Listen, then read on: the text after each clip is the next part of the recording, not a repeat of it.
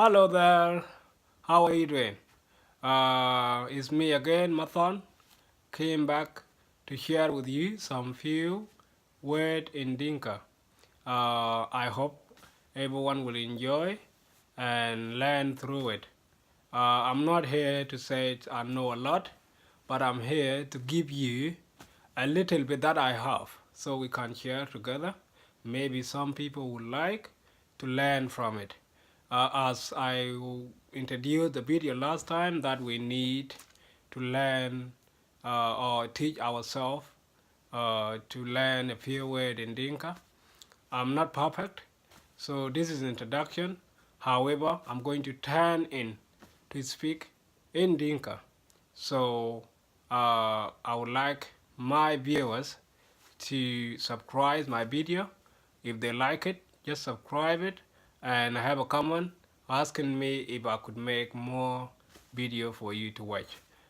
This is going to go directly for Denka or Jieng speakers, those who want to learn Jieng language. So I do apologize that this is going to turn into my mother tongue. So please bear with me, and I'm going to start right now. So I will begin to start earlier on or now to say the date in English, and then I will translate it in Jiang language. So today is the 28th of April 2018. That is the day for today. And I am going to translate later when I start. If you heard the date,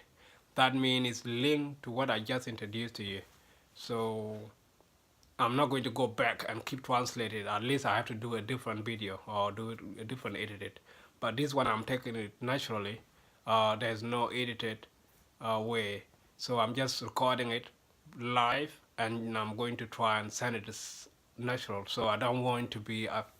artificial to add a lot of things or do the video perfect or just do a translation of subtitle. That is not going to be there because I'm just doing this straight away right to my camera. So I'm not adding anything but to just do it naturally. So when I'm going to turn into speak in Dinka, I might bring up some few words in a different language, which maybe when I start to describe something, then I'm going to bring that a bit of Arabic or English into it because this is our nature. Let's accept that we're not perfect, and since we are not always practice our native language, this is result of it. So even if we know our native language, we still don't even practice perfect. So we intend to blame those who do not know it, but ourselves are actually mixing the words. So I am going to turn in later to speak in Dinka or Jiang language, where I could maybe bring some different language into it because I'm stuck to call the word. So just to apologize earlier for you guys. So now I'm going to turn it to my native language. So bear with me. Okay, today is about talking basic. So yakola akolnin tero kubet akondit ruon team karo kuthiar kubet kanan wi kubu pya yakola au ki wi bale we yakola a wealthy atong jeng a cake ogret pya a koro kubu gal ben nyal e ko ga chal kada ku ye ku ka lo share kada kan ki chit ko ja le we tok a jirel ko ok la kin lan ka won chu ga jor na wi bu ke loel ka ko mare to ko e da bu tong jur martin wala bu tong kawaja bu martin kana a chi ai ni pier da won ware pan kawaja ko ka won ke ko lo ya ka ko lo tong kawaja etan tong kawaja chu ngich na len ko lel ko cái của mà để tông cao giờ ya có lẽ anh em lập tin của bà tem bà cái chuyện thì cái ra cái anh bà cái bé về của bộ cái lối share au bộ cái ram cái wake any share atan alang ko ni awoi cái am niar we mi da kwa cái nhà ra cái bà cái na là quan tin tan cái tan à bà giờ cái là taban og Jieng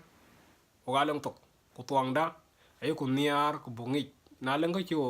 a jor ke ku jam tuang da ku ye ko pi ay tuang da ben ko chal to chin ko waren to ini ya yin to ini ya ran ben ko ke ye ku tan alang tuang den kin ne chu ga jam na chu jam tuang den ga chu le borel ba ke ne tan e ku niar ya ku buk tuang da ku buk a bay ku buk lu yen chi man wok jam yen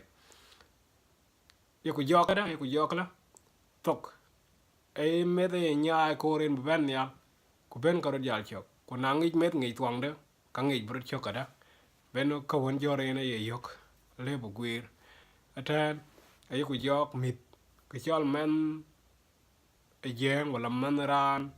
apiat cô brer tin à cô lang cả cô nhỉ so thân ran quên biết là piat ấy ăn nia cô biết là piat ở đây là cái ngày cái nó cái biết coi yang nghe cô lôi cái phiếu đàn này có là bút giọt mét thân ốc apiat kubrel randit lam ago randit thôi baka wi randit là bay mét apiat kubrel randit lam ago randit thôi baka wi randit là bay tik arel bay kubum manda muknam kumuk moin dem nam kumuk jol nim ago bay piat ago koi kok tek big band bay big bay ban a name kwe ka koi name moj arel bay bamanda kutiangda coin aka wika ago la bloy a wik ko lui bo well bay ben ka koi pande ben coin moj arel bay ku bamanda kutiangda coin ku le lui baka wi kaj bay pande la bay tan pande bay aye Jieng akaj karo moj kutik ake ga bay na li moj katik ya angore Jieng bay kemiet ker nang e ting chin moj kwa chin mit kangore chin bay bene bay aya kaj karo o kaj kadiak tali met kuli moj kabaya liu na liu tik kuli met kabaya liu lakini atam metin kum moj kutik ke bay na ta tik tin kum moj ke bay kwang wer ka bijalatin ku big man kor bay ago ka panden Jieng atok akatwen kana kok rel tin ya Jieng dai au tuang dai tok e we chol angik ke jorok tok ewo pioi buka kwan wich ku kek bukek la loy ago kula twen ke galwanda met ayo ku chola la ke met ko ku tegich met alengi man nya met alengi man dok man nya en dit buban chol kenya man nya dit ana le ya nya ka bathia ko na thia karian ka bu ke war ko bi atik tik ene bay ben loy ago lang mit ci diet kana alon maninya man dok adida bi arienti ene ben tie ku le lang mit ago bay loy ke tiang de rienti ene ro ben war ago chol ke mun bay aran ci tie leng tik atana ke ben arienti o galeng daria elula ke tingdit ku moindit aya moinwan chilang mit chidit ago miet ka kila thiek au ron ka ajret chwat kuye na chiaran won chithiek benu moindit achela chal tanaran ke thiek ran ke thiek e ko ria bichol ke moindit te chala ni chen dio atan ku chola ke moindit kutak akale buforia ke chola ke moindit akwa ke thie kwa chien ni area ba chola ke moindit au ba chola wadit ke ria to benu wudit ayaran won mit chimiet ke chen ka dit lakini ye ku diang chol ku bung nyo da chuk te ting dit ya a chit lo na moin dit moin ting dit a chol ke ting dit a chana lo mit ken chit dit kwa chit wet ya kwa lang mit ata na chia ting dit ku moin dit tan a chiang da na Jieng a chin ka de ban ngat ke ku bu miet ken latin ku bi ke ga kwan a ka wit ka ku ye ka muk nim te chit ta chen ke ka tin kana a chit ke to ka ta o Jieng o ga lang chiang da kala o ga lang diet ku ga lang te yo ko ro chal tin chimen a bai te chieng a bai ka bai re ai jo ku jol dit kala twen ai ku jo bu chot walan o ga lang nyinar o ga lang malan o ga lang nyi wai o ga lang nyi kok ka a karet ta na jala dit blang won wulan ku leng won nyan ku leng won molan ku leng won wai ku leng won nor ka a karet ne ban ngo ko lo kya e ku burete ago dian tok rod ngi na cho gain chi dit ba dit ka dit ka ji ku chi kai ku chi ge ka ngod chi mar no ma go ina tie ka kai ku ya lo ba jal ku ba ban be ba la wunda au ba la dien dat bin ka la tie tin ka a karel e chiang dai ku ni en piat go in tok ngi nang ku tok ka ge chi ka cha ka luel ka chi lo ba ka loi athan a piat ku bin ka loi au bin ka tok bin ngi ago tok go nyo te chit ka ri jat tin athan ka chit ka won cha ka kuen a chu ka ngi tong ka waja la ngi kan ka ro bat ai luela ke uncle ko auntie cousin kan ka diak in leng uncle auntie ko cousin kan ka diak lakini na tong dan Jieng a ju ja pe in leng ulan in leng molan in leng nor in leng nyi wai in leng malan ku jala man nyan kui ku ka ben a karetin tong ka waja leng cousin niece ku jala uncle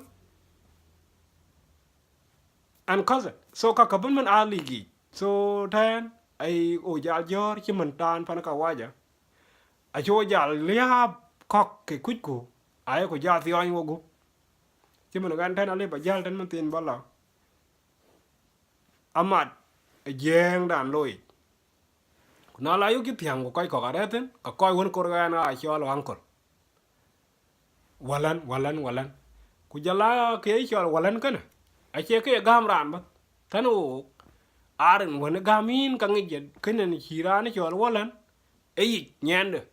ko che jal go yo ba na ran che tungen ka lo ni walan lakin man tina a chano to ka ko to ka ku yo ran won ni an di gan a ka jin ka le ba lo ke ma cho walan lakin a chiang dan Jieng ran chi roi ka in ku chok bandit a ka ding chol rien ka benu en tangwan an tin a lu la ka chol walan ke de da be in la roi ka in ran chi di da le ba wi chok ba ngi yo yen ku ne ngie jen pyap nang chak ngi ka diet bla rel chel diet tin bi ora go da ina diet be a chol en chila roi ka mor ka be a chol ni na chila roi ka u kalen te jol ulen bende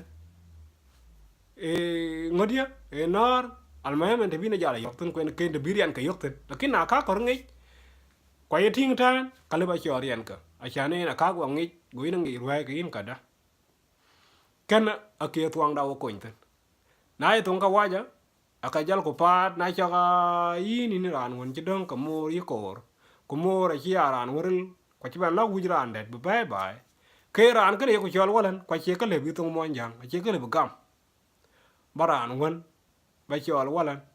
alle ba chol walan te ran te ulan che la won mor lakin ran la ben wunde ran chi cho ran chi thia ko ba man ba ja chol da man ba ja chol ulan ka chi ram ka da che ram ata pya to ayo ko yok alan ka ye ka pya jo ka go kur muk ben ko chol to ni rotit kana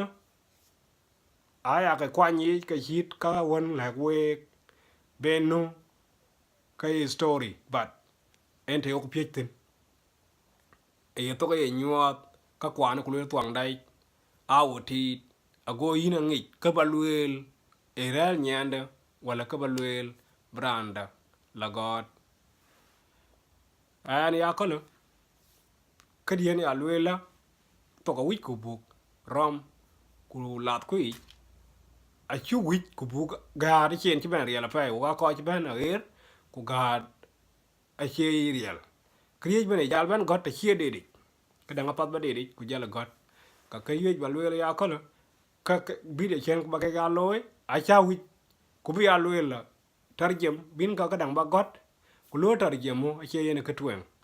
e ko buran ko ke bu ke diena de di kwa ko ga ta bi ka ta pin ku gat ka pin nyende kin kala aya niar ke diena cha lwel bua jal thie jala kan lwel ala ngi cha lwel kala wade je ngo atan ka ja bok no mi ku lwel kan ya yej ba lwel kin lakini a nyoy tan man ba ja lwel ke kriej ban ne ya wich ba got ka time aya kur ka tan we ko tok pin ku coi when be che la ping ko ka de yen kdien yej balwen aya miar bin ka dang video lo subscribe ko gat common a ka wit bangi ko ba nyodin e ku wit be nyodin te gaden aba got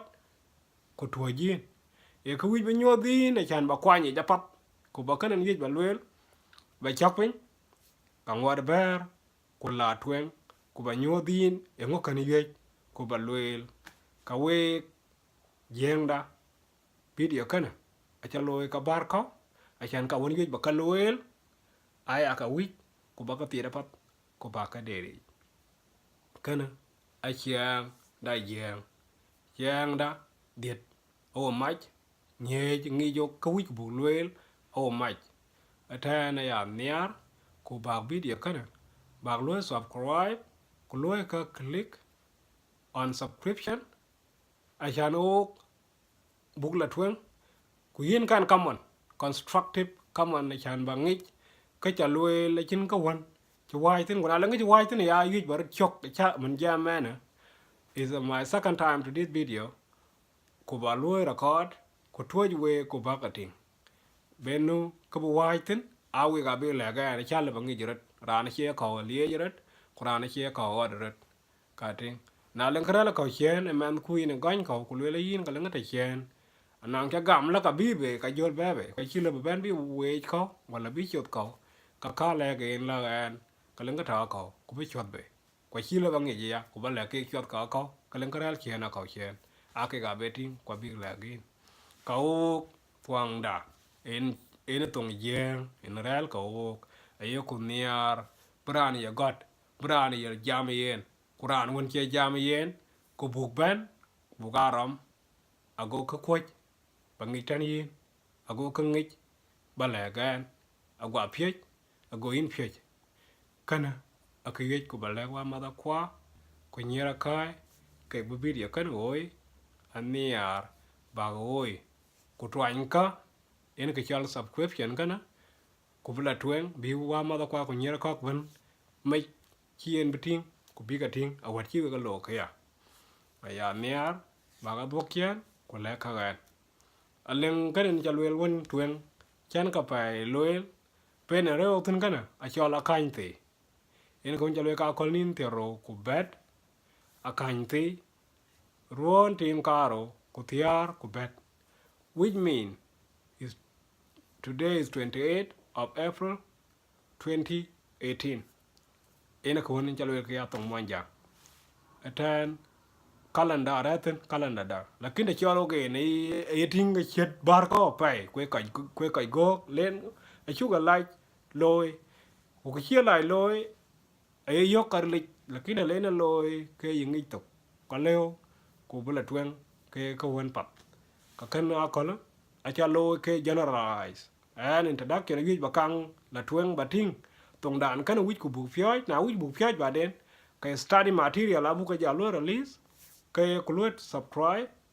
au subtitle abu jala thousand ke chu lue le ngodia lakini apiat baka ngi tan ko won ke kai ku benu kanen loy ekle bu ka coin kwa level at we got like cake, and I'm encourage you, please subscribe the video, go share to everyone, and then we should be able to do this together. Thank you very much. We got your leg. Kunyala break away. Thank you.